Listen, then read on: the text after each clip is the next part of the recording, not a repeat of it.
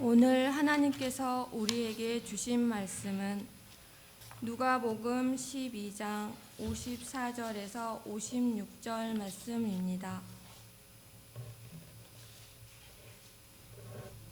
이제 봉독합니다. 하나님의 말씀을 경청하십시오. 또 무리에게 이르시되 너희가 구름이 서쪽에서 있는 것을 보면 곧 말하기를 소나기가 오리라 하나니 과연 그러하고 남풍이 부는 것을 보면 말하기를 심히 더우리라 하나니 과연 그러하니라. 외식하는 자여 너희가 천지의 기상은 분간할 줄 알면서 어찌 이 시대는 분간하지 못하느냐. 하나님께서 이 말씀을 통해 우리에게 은혜 주시기를 원합니다. 아멘. 오늘 말씀이 참 재미있습니다. 이렇게 풀어서 이야기해도 될 것 같아요. 서쪽에 구름이 있는 것을 보니 지중해로부터 습한 기운이 몰려와 한 차례 소나기가 올 것 같습니다. 남쪽 광해로부터 올라오는 더운 바람으로 인해서 날씨는 더욱 무더워질 것 같으니 일하시는 분들은 그늘에서 잠시 쉬면서 일하시면 좋겠습니다. 이렇게 시작하는 거예요. 뭐 같아요? 일기예보. 마치 예수님이 기상 캐스터가 된 것 같은 그런 모습을 오늘 말씀에서 엿볼 수 있게 됩니다. 그 다음 구절에 왜 이런 이야기를 꺼내셨는지를 그 이유를 알 수가 있게 되는데요. 56절 말씀이에요. 외식하는 자여 너희가 천지의 기상은 분간할 줄 알면서 어찌 이 시대는 분간하지 못하느냐. 그렇게 말씀하세요.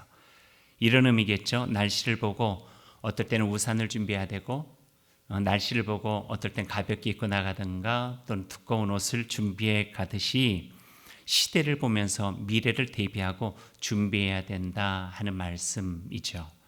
시대를 읽는 눈, 시대를 보는 통찰력에 대한 필요를 말씀하기 위해서 날씨를 비유로 들으신 것입니다. 모두가 다 공감해요. 지금 우리는 격변기에 서 있다 하는 것. 어떤 미래학자는 앞으로 우리의 삶은 지금까지 경험해 보지 못한 새로운 일상, 뉴 노멀로 우리가 살아갈 수밖에 없게 될 것이다. 이전에 우리가 누려왔던 삶을 살아낼 수 있다고 생각하는 것은 사치요. 결코 그런 일은 없을 것이다. 이렇게까지 진단하는 사람들이 있습니다.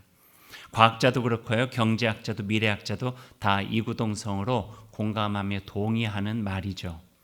별것 아닌 것으로 알았던 바이러스가 우리의 생각과 삶의 모든 것을 다 바꾸어 놓았습니다. 코로나19 바이러스 한 2달 이상 그 이야기를 했더니요. 꿈에서도 나타났어요. 코로나19 바이러스가 꿈속에서도 나타나더라고요. 정말 치명적이죠. 점점 위협적으로 바뀌더니 우리의 삶에 마치 직격탄을 맞은 것처럼 모든 것이 혼란스러워졌습니다. 앞으로 어떻게 될까? 앞으로 어떻게 되지? 앞으로 우리는 어떻게 살아가야지? 염려와 걱정들이 많아졌던 거예요. 그러다 보니까 예측할 수 없는 미래 속에서 우리의 마음은 점점 불안해질 수밖에 없는 것이 사실입니다. 코로나로 인한 삶의 변화가 점점 새로운 일상을 만들어가고 달라질 수밖에 없는 우리의 삶을 보여주고 있습니다. 온라인 영상 예배 너무 익숙해졌어요. 한 10주 동안에요. 우리 교육자들이 거의 반 영상 전문가들이 되었어요. 예전에 해보지 않았던 것들을 하니까요. 이거 어떻게 예, 가능합니다. 이거 할 수가, 예, 이거 얼마든지 할 수 있습니다. 막 이렇게 만들어 놓은 걸 봐도요. 대단해요. 어떻게 이런 것들이 다 되어지지? 여러분 가셔서 그 유치 유아부, 아동부, 청소년부 한번 보세요. 우리 유튜브에 올라와 있는 거예요. 대단해요. 아, 이런 것도 가능하구나 하는 생각을 할 정도예요. 저도요. 혼자 카메라 앞에서 이야기하는 것이 이제 무척 자연스러워졌어요. 어제 청소를 하신 분이 그러시더라고요. 그 온라인으로 학교 그 수업 준비하는데 목사님 하신 것을 보면서 참 목사님 잘하신다 하는 생각을 한다고요. 저 10주 동안 했어요. 그러니 그 정도는 되더라고요. 쉬운 일은 아니에요. 하지만 점점 익숙해지는 것 같아요. 마스크를 쓰고 장례식에 참여하고 유가족들도 또 조문한 이들도 마스크를 쓰고 서로가 위로하고 아무리 슬퍼도 손 한번 잡아보지 못하고 그냥 마음으로만 애도하고 바꿔지고 있는 것 같아요. 악수 대신엔 주먹을 대기도 하고 가까이 하기에는 너무먼 당신이 서로를 배려하는 모습이 되어지고 말았죠. 코로나19 바이러스 자신뿐만 아니라 바이러스가 가지고 있는 위험성은 남에게도 치명적인 감염을 줄 수 있다 하는 거예요. 그래서 무서운 것입니다. 그동안 오만했던 인간의 일상을 순간적으로 멈추게 할 만큼 위력적인 힘을 가지고 있는 것이 바이러스입니다. 그러나 생각해 보면은 코로나19가 지금 갑자기 위력을 떨쳐서 그렇지 우리가 인류 문명이 시작한 이래로 감염병, 전염병들은 늘 함께 있어 왔다 하는 것들이 우리 역사적으로 증명되고 있습니다. 작게는 한 마을이, 좀 더 크게는 한 도시가, 더 크게는 한 국가와 대륙이 전염병으로 인해서 고통받고 죽어가고 그 흑증으로 힘든 시간을 보내왔던 역사적 흔적들이 남아있죠. 지금은 코로나 바이러스가 국제화 시대에 발맞춰서 글로벌하게 세계화되어져서 자유로운 국가, 자유로운 지역이 전혀 없을 만큼 그 위세를 떨치고 있습니다. 바이러스 앞에 고대도 그랬지만 조금 많이 바뀌기는 했어도 여전한 그 대처 방법 한 가지가 있어요. 고대 세계는요, 이 바이러스가 뭔지를 몰랐기 때문에 전염병이 걸리면 이 외에는 다른 방법이 없었어요. 그것은 바로 격리예요. 격리. 집단으로부터 분리시키는 거예요. 격리시키는 거예요. 역병이라고 했죠. 돌림병이라고 했죠. 그래서 유일하게 할 수 있는 것은 그 병에 걸린 사람을 떨어뜨려서 격리시켜가지고 이쪽으로 옮겨가지 못하도록 하는 것, 이것만이 유일한 방법이었어요. 고대 사회 이야기가 담긴 구약 성경을 보면은 그 증거들을 우리들이 볼 수가 있습니다. 격리와 분리를 통해서 공동체 다수를 보호하고 있는 것이죠. 레위기에 보면 여러 곳에서 그 방법들에 대해서 우리가 알 수 있는데요. 레위기서 하나를 13장에 있는 부분을 제가 소개하면은 그 말씀이 이렇게 됩니다. 만일 사람이 그의 피부에 무엇이 돋거나 뿌리쥐가 나거나 색점이 생겨서 그의 피부에 나병 같은 것이 생기거든 그를 곧 제사장 아론에게나 그의 아들 중 한 제사장이로 데려갈 것이요 제사장은 그 환자를 이레 동안 가두어 둘 것이며 7일 동안 격리시키는 거예요. 자가격리가 요즘에 있었던 이야기는 아니라는 거예요. 격리시켜가지고 그가 낫기를 기다리다가 1회 만에 다시 봤는데도 여전하면은 또 1회를 가두어 둘 것이고 그러고 난 다음에도 여전하면 또 1회를 가두어 둘 것이고 격리 계속되어지는 격리. 그것만이 공동체를 보호할 수 있는 방법이 없었기 때문에 그랬죠. 그 유일한 방법을 쓰게 되었던 것이죠. 이게 뭔지 모르니까 불안하고 두려워지니까 격리했죠. 격리하면서 그 원인이 뭘까를 찾아보니까 그 사람이 죄가 지어서 이런 일이 생겼다 여겨지게 된 것이고요. 그러니 혐오하게 되고 차별하게 되고 신적인 사랑과 자비로부터 분리시켜가지고 그 사람은 외로이 하나님의 보호 속에 있지 못하는 안타까운 슬픔 속에 있는 모습들을 우리는 성경에서조차 발견할 수밖에 없는 것입니다. 그러던 것이 신약시대 예수님 시대로 오면서 조금씩 달라지기 시작합니다. 물론 그 시대의 문화와 율법은 여전했어요. 구약이 가지고 있는 정결 예법이 여전했기 때문에 그 안에서 분리와 격리가 최선인 줄 알았죠. 하지만 예수님이 오시면서 달라지게 된 거예요. 그분이 가지고 있는 긍휼하심, 그분이 가지고 있는 사랑, 그분이 가지고 있는 실적 권위와 그분이 가지고 있는 자비가 그들을 격리와 분리시키기보다는 가까이 가서 그들을 만지시기도 하고 회복시키셔서 다시 공동체 안으로 들어올 수 있도록 새로운 방법들, 새로운 치유와 회복의 방법들을 만들어내시는 사건들을 우리가 성경에서 주목하게 되는 것이죠.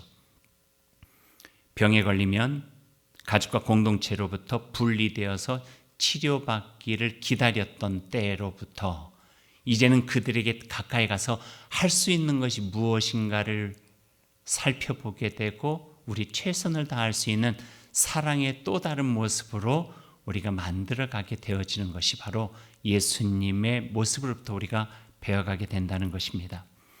그 당시에는 이런 예수님 모습이 이해가 되지 않았습니다. 모든 율법의 기조가 정결 예법의 바탕이 되어져 있었고 질병에 걸리면 부정한 자라 낙인을 찍을 수 있었고 병든 자에게는 가까이 가지 않고 그들이 가까이 가서는 나도 옮아서 부정한 자가 되고 죄인이 될 수 있다고 하는 생각을 하였기 때문에 격리가 최선이었죠. 그러나 긍휼히 여기시고 가까이 가셔서 치유해 주신 예수 그리스도의 모습을 보면서 그들이 하나님께 기도하게 되고 나 또한 예수님처럼 그들을 치유할 수 있는 회복의 능력이 주님께서 우리에게 허락해 주시기를 원합니다 하는 마음을 가지고 그들 향하여 눈길과 마음을 열고 가까이 갈 수 있는 새로운 해법들을 만들어 갈 수 있게 된 거예요.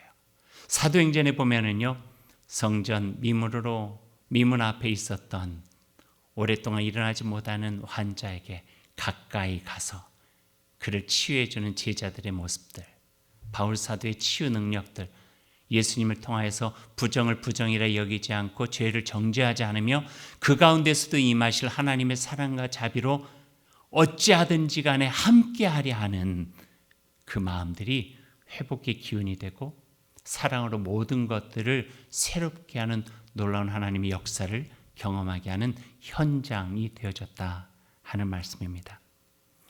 복음서에 있는 예수님의 사역을 보면은 다 이런 바탕에서 이루어졌어요. 몸에 질병이 있는 일들이 한둘이었습니까? 한센병 환자를 포함해서 날 때부터 앞을 보지 못하느니 귀신이 들려 무덤 사이에서 소리 지르며 자기의 몸을 자해했더니 혈루병으로 인해서 무리에서부터 따돌림을 당했던 여인들, 예수님을 만나서 회복됐죠. 치유되었죠. 몸에 질병이 있는 이들뿐만 아니라 사회적으로 또는 종교적으로 격리된 이들도 있었습니다. 그들을 향한 예수님의 방법은 동일했어요. 이들을 당시 죄인이라고 불렀는데 세리, 창기, 가늠한 여인, 사마리아 사람, 가난한 이, 홀로 된 이, 율법에 의해서 정죄당한 이들, 예수님이 이렇게 격리되어 공동체로부터 분리된 사람들에게 찾아가셨고 말씀 나누셨고 그들 속에 있는 하나님의 영상 회복시키셔서 다시금 공동체로 돌아와서 살아갈 수 있도록 발판을 마련해 주신 분, 그분이 바로 예수 그리스도 그분이셨죠. 예수님 믿는다고 하는 것은 희망, 회복, 다시 살아갈 수 있는 힘, 어떠한 어려움이라 할지라도 세상이 다 따돌리고 세상이 다 차별하고 세상이 다 알아주지 않는 엉망진창인 삶이 되었다 할지라도 그곳까지 가셔서 말씀해 주시고 어루만져 주시고 힘을 낼 수 있도록 복닫아 주시고 도와주시는 그분을 만난다는 거예요. 그런 예수님 만나면 인생을 다시 시작할 수 있는 거죠. 예수님을 만나면 하늘이 열리고 새로운 희망을 품을 수 있게 되는 거죠. 예수님을 만나면 꿈을 꿀 수 있는 거죠. 예수님을 만나면 그 어떤 일을 할지라도 하나님의 참된 구원 안에서 새로워질 수 있는 거죠. 그러니 우리가 예수님 만나고 그 누군가에게 예수님 소개하고 예수 그리스도의 이름으로 다시 일어나야 된다고 이야기하고 은과 금 내가 너에게 필요한 것들은 아무것도 없지만 나사렛 예수 그리스도 이름으로 우리가 살아갈 수 있다고 이야기하는 것, 이게 바로 예수 이름 속에 담겨져 있는 놀라운 힘과 은혜인 것이죠. 가사가 좋아서 제가 참 좋아하는 찬양이 있어요. 여러 해 전인데 우리 교회에서 장로 임직식 할 때 임직식 다 마치고 마지막에 장로님들 함께 쭉 나와서 부부가 함께 찬양할 때 이 곡으로 이렇게 찬양을 했던 기억이 있습니다. 제목은 그의 나라 온 땅에라고 하는 찬양이에요. 그의 나라 온 땅에. 제가 가사를 한번 여러분에게 소개해 드릴게요. 가사를 소개해 드릴까요? 제가 한번 불러 드릴까요? 네? 아니, 둘 중에 하나 한번 불러. 잘 못해요. 뭐 반주도 없으니까 그냥 할게요. 한번 가사 생각하면서 여러분들도 좀 익숙한 그 음률이면 같이 하시더 좋을 것 같아요. 아주 작은 어린 양 한 마리를 애태우며 찾으시는 하나님, 보잘것없는 과부의 헌금을 넉넉히 받으시는 하나님, 강물 따라 버려진 한 아이를 지도자로 세우시는 하나님, 일꾼들이 쓰다 남은 버린 돌로 머릿돌을 삼으시는 하나님, 가장 낮은 이들을 하늘 높이 올려서 하늘 아래 모든 권세 부끄럽게 하시네. 이토록 놀라운 그의 나라 온 땅에, 이토록 아름다운 그의 나라 온 땅에, 이토록 놀라운 그의 나라 온 땅에, 이토록 아름다운 그의 나라 온 땅에, 이렇게 찬양을 하는 거예요. 좋죠? 약간 박수를 기대하긴 했지만 하여튼 가사가 너무 좋아요. 예수님의 진 면목이 그대로 드러나는 것 같습니다. 아주 작은 어린 양 한 마리를 애태우며 찾으시는 그분, 보잘것없는 과부의 헌금을 넉넉히 받으시는 그분, 강을 따라 버려진 한 아이를 지도자를 세우시고 일꾼들이 쓰다 남아 버린 그 돌로 머릿돌을 삼으시는 그분. 그러니 코로나19 바이러스 안에서도 우리는 조심은 하지만 겁먹지 않는 거예요. 두려워하지 않는 거죠. 그 실체를 알고 우리들이 해야 될 일을 적절하게 발견해가면서 하늘 주신 지혜를 가지고 살아가야 되는 삶이 우리에게 있는 것입니다. 바이러스 이야기로 돌아가죠. 코로나19는 참 많은 사람들의 가슴을 아프게 했어요. 경제적인 어려움과 삶의 불편함, 그 이야기를 하는 게 아니에요. 가장 원초적인 생명을 잃는 이들에 대한 이야기예요. 어떻게 이렇게 많은 사람이 죽을 수가 있지? 우리는 200, 300, 100대인데요. 다른 나라를 보니까요. 10,000명이 넘고요. 20,000명이 넘고요. 깜짝깜짝 놀라요. 이게 확진자 숫자인가 사망자 숫자인가 할 정도로 얼마나 놀래키게 하는지 모르겠어요. 고독하고 외롭게 또 힘겨운 투병 속에 죽어가는 이들이 참 많이 있어요. 얼마 전에 보았던 사진 한 장은 부부가 같이 확진이 됐어요. 연세가 많다 보니까 중증이 되셨어요. 치료 제대로 채웠다 보니까 증상 치료밖에 하지 않는데 기저질환이 있다 보니까 점점 쇠잔해가는 육신이 있어요. 간절한 신랑 같은 어떤 정신에서 옆에 누워있는 아내와 남편이 손을 뻗어서 손을 꼭 잡고 그 외로운 터널을 넘어가고 있어요. 참 가슴 아프고 그럼에도 불구하고 그 죽음 앞에 둔 그 노부부의 아름다운 서로를 위로하고 격려하는 그 모습이 참 마음에 감동적으로 와 닿기도 했어요. 그 사진 보면서 이름도 채 모르지만 기도했죠. 하나님께서 그들에게 자비를 베풀어 주시기를 원합니다. 기댈 곳이라고는 하나님밖에 없죠. 주님이 위로가 되어 주시니까요.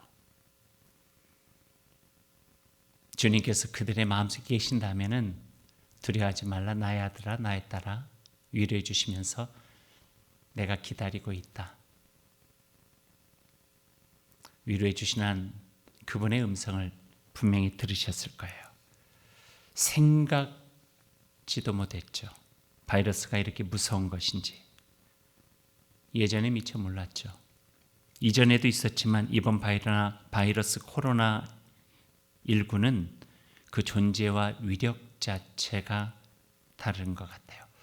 슈퍼 현미경으로 봐야지만 간신히 볼 수 있는 100나노밀리미터의 작은 미생물이 얼마나 포악한 존재였는가 하는 것을, 그 실체를 깨닫게 된 기간이었어요.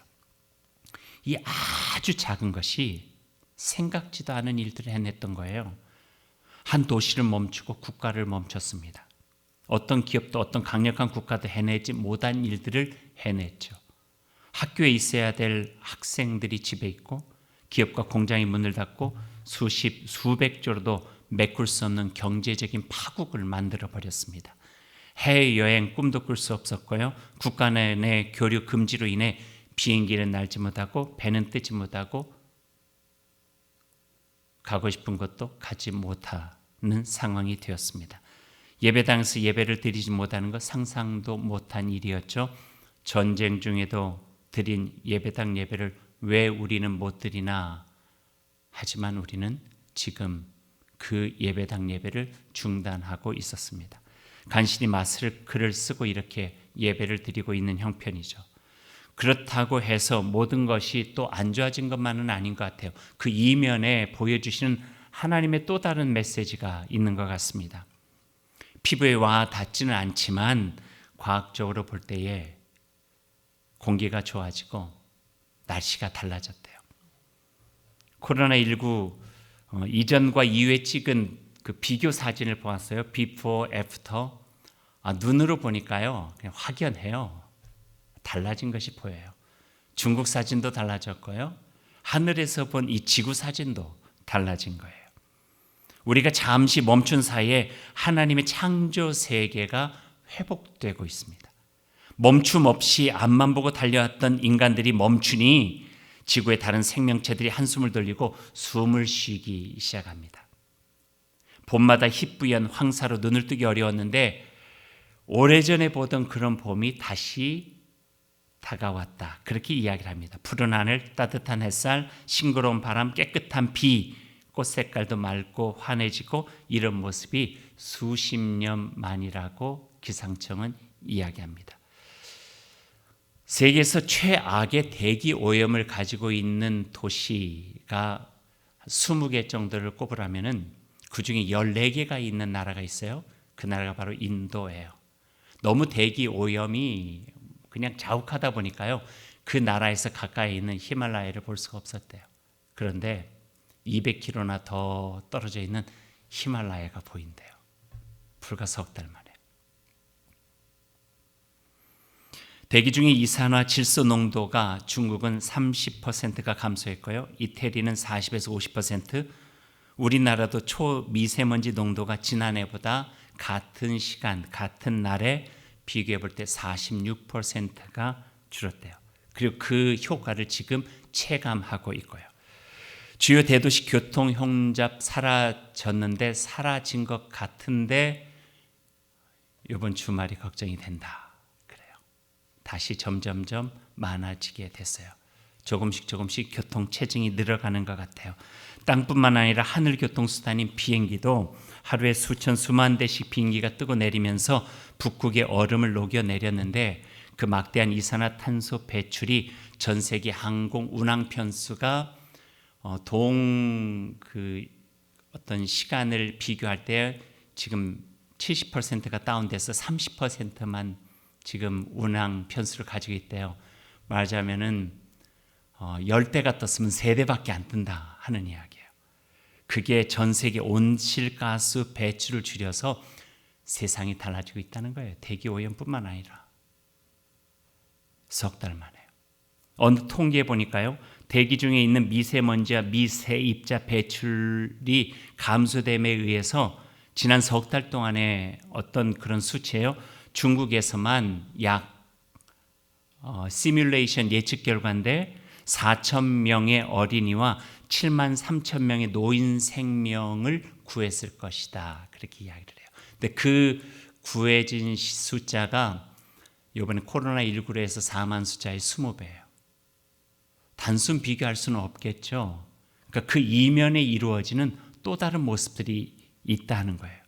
오래전부터 생태 환경 전문가들은 지구의 모습을 보면서 마치 암 선고 내린 의사처럼 이대로는 살 수 있는 날이 얼마 남지 않았습니다. 그렇게 진단을 했어요. 올해 초 지구 종말을 가리키는 시계는 자정 100초 전을 가리키고 있었고요. 이렇게 심각한데도 우리는 심각하다 말로만 했고 머리로만 이해할 뿐 우리의 행동이나 삶의 습관은 그 어떤 거 하나도 바꾸려고 하지 않았고 어느 나라도 멈추려고 하지 않았어요. 네가 멈추면 나도 멈출게. 하지만 아무도 멈추려고 하지 않는 거예요. 그런데 아이러니하게도 이렇게 중병든 지구에게 코로나 바이러스 19가 치료제가 된 거예요. 어떤 분의 표현으로는요, 중환자실에서 목숨이 경계가 달려있던 지구라고 하는 환자가 이제 조금 숨을 돌리게 되었대요.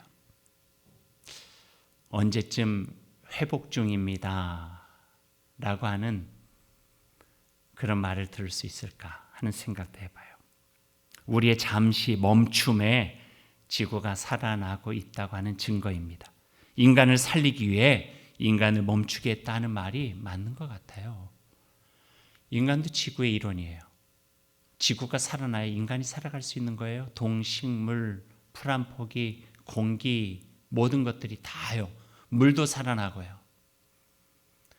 인간을 살리기 위해 인간을 멈췄다. 심각하게 들어야 될 이야기 같습니다.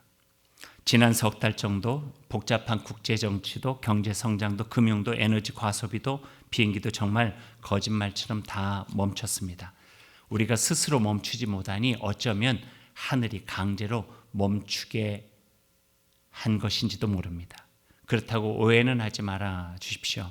자연환경 회복을 위해 코로나 시대가 더 지속되어야 된다고 하는 말은 아닙니다. 어쩌면 우리가 코로나와 같은 바이러스로 인해 멈추기 전에 우리가 먼저 멈추고 청지기적인 신앙의 양심을 가지고 하나님의 창조 세계 속에 성실하고 신실한 그의 뜻을 마음에 담고 청지기적 역할을 감당해야 되는 신실한 그의 백성으로 살아가는 일이 먼저였을지 모릅니다.